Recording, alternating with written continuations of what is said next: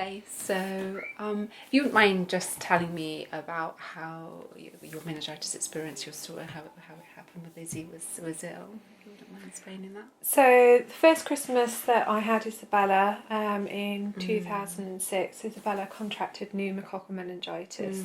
She was 19 weeks old, started off with early morning, high temperature, not feeling great.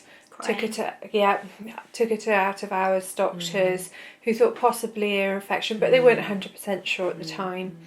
Later on it progressed, the temperature, she wouldn't eat, she wouldn't feed from me, didn't have any wet nappies.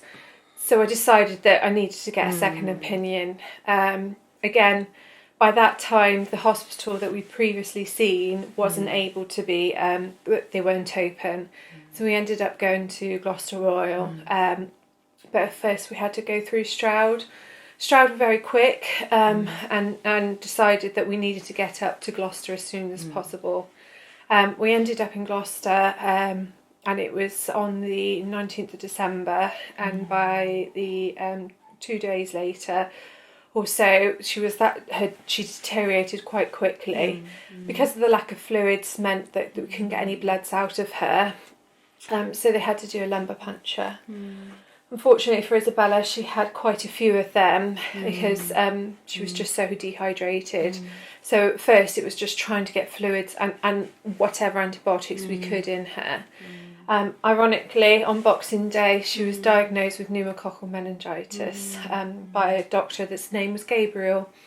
And he then we got the right medication for her. We stayed a total, I think it was about 2 weeks in hospital. We ended up in HDU with her. Isabella was extremely poorly. As a result, she's lost her hearing in her left ear due to the auditory nerve being died through the meningitis. She had swelling on the brain. We couldn't be moved because it was too fatal at the time. So as a result, has a form of a brain injury.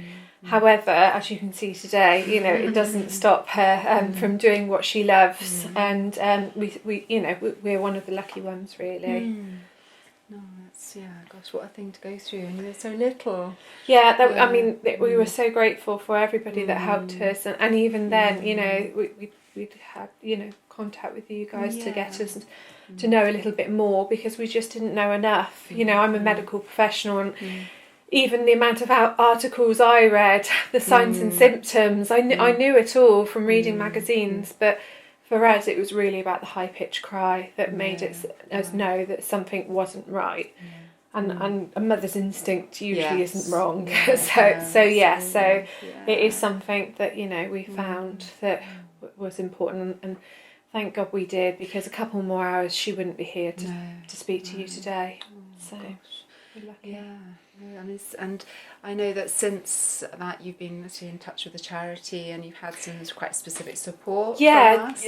Meningitis Now have been amazing for us. We have to say, not only do you do family days, which is one of the times in the year that we all as a family look forward to. I really like it. It's one of the days that we can be us. We have no issues. Everybody's so supportive and helpful. There was always fun things to do. On top of that, since then I have had a little girl myself, and in 2015 she ended up on the anniversary of Izzy becoming ill herself, which then prompted me to deal with a lot of memories that I'd probably hidden away because of Isabella and the illness. I kind of had to just soldier on. So getting counselling through yourselves really helped me deal with past of the meningitis, because although once they've obviously recovered from the meningitis, after that there is still so much that goes on that people just don't realise. And not only that, the memories are there, and it only takes, for me, it was the word lumbar puncture, was enough to bring it all back for me to be in that room again, going through what I'd had previously with my first daughter. The counselling that I received was amazing, and the support from yourselves was really, really good. Since then, we've also used yourselves for Isabella with art therapy, which is again a really great thing for Izzy to help her come to terms with everything. What do you like about your art therapy? Making art. Making art, yes. So you when you go every week? Every Thursday. Every Thursday, right. And when you know it's Thursday, how do you feel when you're going to go to? I'm quite happy because it's one of my favourite days because I get fish and chips afterwards. Fish and chips as well. It always works well. But you like your lady, you say your art therapist, yeah. And she helps you, doesn't she? Yes, she helps you. It's really quite, for us, we've seen such a difference since using the art therapy. Yeah.